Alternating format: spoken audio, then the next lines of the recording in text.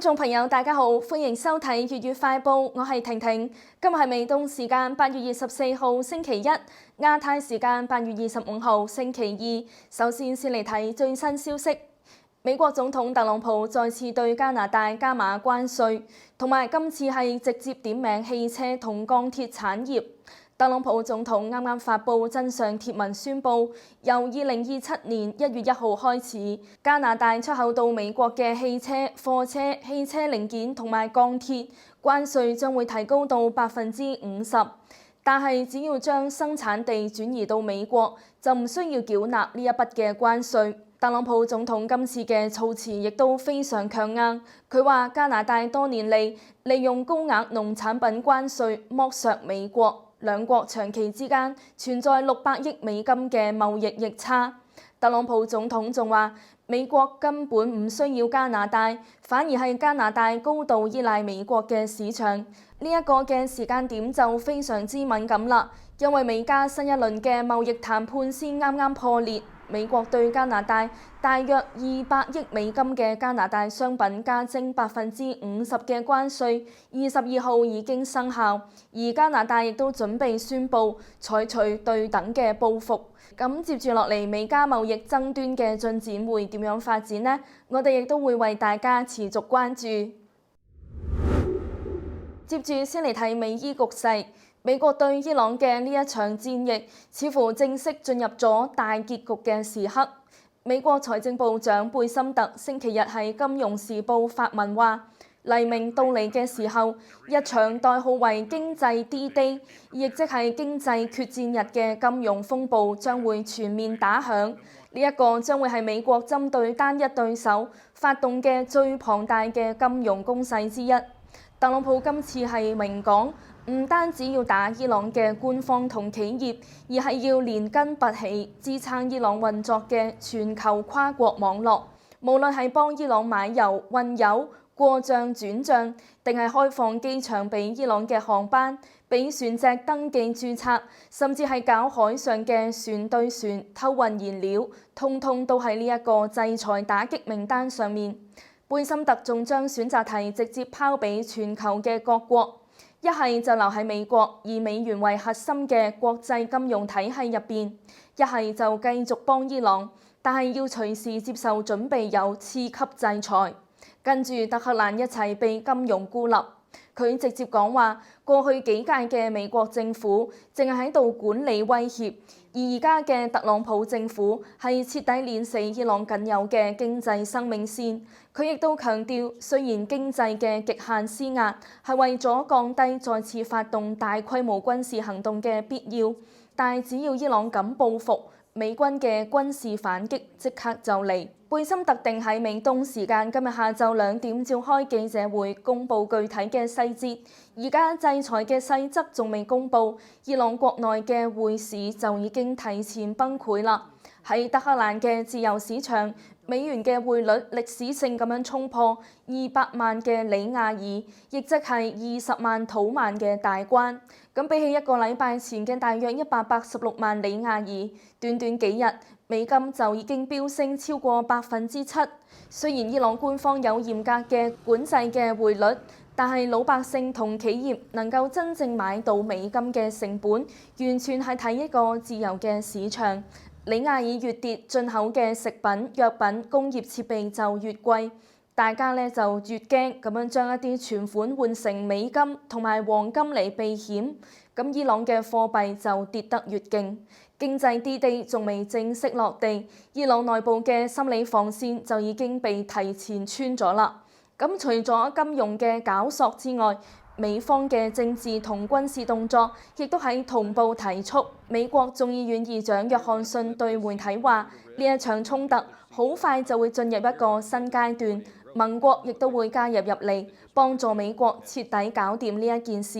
伊朗前線海域嘅封鎖更加係嚟真㗎。美軍中央司令部最新公佈，直至到今個週末，美軍已經攔截仲逼使咗70架商船改道，令到3架拒絕配合嘅船隻冇辦法繼續航行，仲強行登船檢查咗另外2架船。與此呼應嘅係船舶嘅追蹤公司 Kepler 嘅數據顯示，喺截至8月21號嘅一個禮拜入邊，公開出入海峽嘅船隻總數達到192架，其中89架駛出，103架駛入。相比2個禮拜之前大約40架嘅規模，交通量直接激增咗整整400%啊！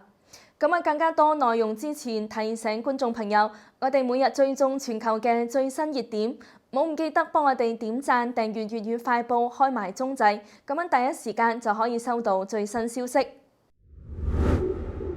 最後嚟睇中國新聞，當地時間今日朝頭早，唔少嘅地方網友嘅手機突然間響起巨大嘅警報鈴聲，咁竟然係7.7級嘅大地震嚟啦。同埋正就係喺震中四川省宜賓市嘅長寧縣向四周擴散。呢一個時候，手機屏幕已經開始倒計時，336秒、164秒、43秒，嚇到民眾即刻往門口衝，場面一度非常驚險。仲有唔少網友話自己係被警報喺睡夢中驚醒，連衫都嚟唔切着就衝出去啊！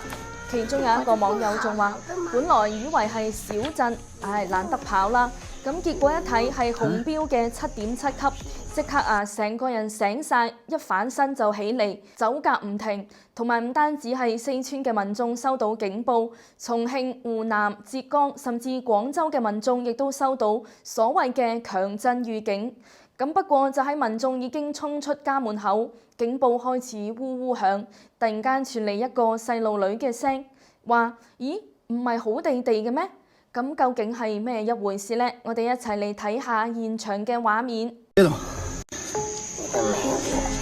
別動，別動。9、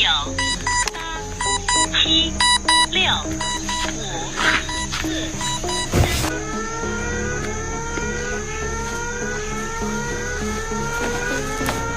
我都不好好的嗎？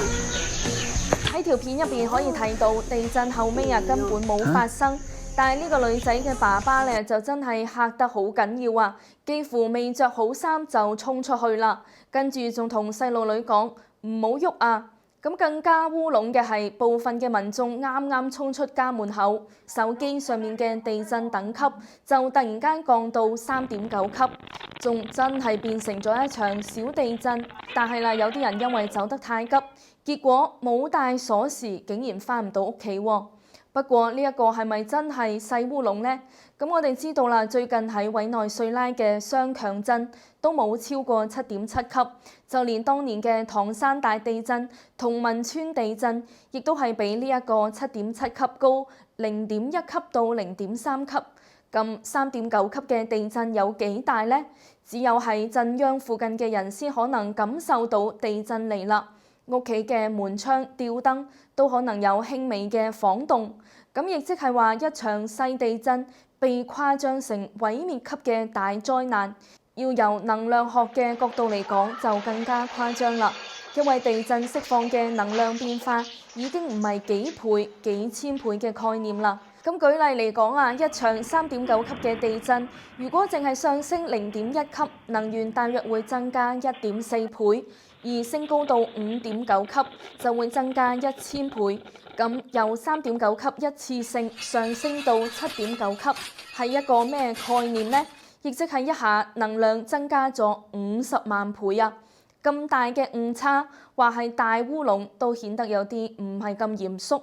咁但係仲未完啊！去到下晝，中共當局再次修正地震嘅等級，最後宣稱係4.7級，但係究竟係咪4.7級？可能仲要打個問號，因為中共掩蓋地震嘅真相，亦都係由嚟已久啦。咁冇錯，當年嘅唐山地震同汶川地震，中共當局俾嘅震級，仲比國際社會估算嘅震級低咗至少0.1級，甚至係0.3級啊！咁而頭先我哋亦都提到啦，震級嘅能量係指數倍咁樣增長㗎，震級越高嘅時候，0點幾級嘅差異都可能令到災情嘅嚴重程度翻咗幾倍。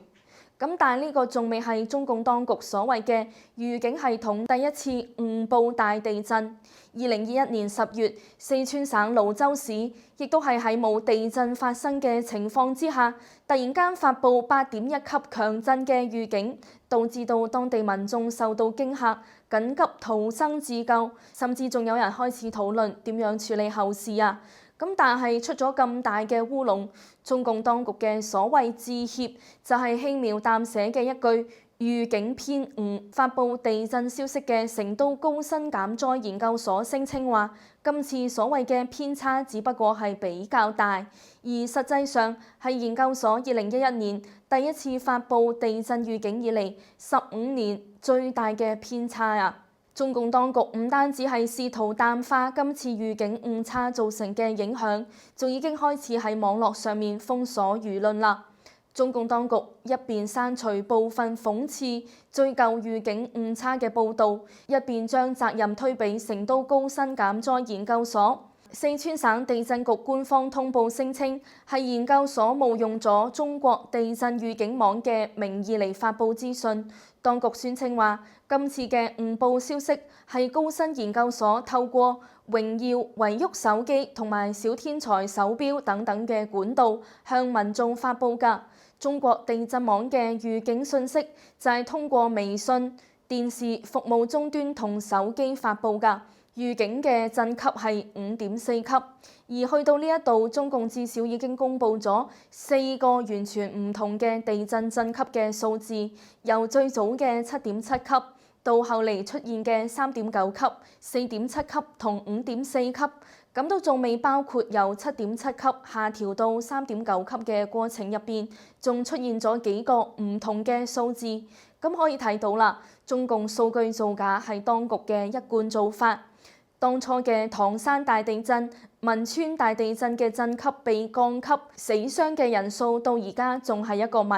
而一場小地震，當局就更加唔在乎啦。咁不過講返轉頭，今次地震局想要撇清關係，似乎冇咁容易啊！高新減災研究所即刻就公開反駁四川地震局嘅講法，話呢一個所謂嘅中國地震預警網，其實係中共地震局同研究所共同建設㗎。證據就係雙方2020年簽嘅合作備忘錄。雖然我哋而家仲未能夠獨立核實中共預警系統嘅真實情況，但由雙方嘅反應可以睇到，中共當局嘅內部正喺度互相推卸責任，甚至不惜搲爛塊面喺媒體上面公開對峙啊！咁不得不講，亦都係中共當局嘅一貫做法。出現問題之後，首先諗到嘅係互相推卸責任。咁例如武漢疫情期間啊，武漢市委書記就宣稱，武漢市喺2019年嘅12月30號、31號就已經將情況上報中共中央，而中共中央政治局常委又跳出嚟聲稱話，中央喺1月7號就將所謂嘅進行咗疫情部署，雙方就都唔願意承擔隱瞞疫情嘅責任。咁所以喺中共嘅統治之下，瞞報、謊報、誤報、推卸責任，就已經被中國民眾帶嚟無數家破人亡嘅慘劇。當年嘅疫情就係活生生嘅例子，造成嘅影響直到而家仲喺度持續發酵啊！咁觀眾朋友，你對四川宜賓誤報地震有點睇法呢？歡迎喺評論區留言分享你嘅觀點。咁好啦，以上就係今日嘅粵語快報，多謝你嘅收睇。如果你鍾意我哋嘅節目，歡迎點讚、訂閱、轉發。我哋下期節目再見，拜拜。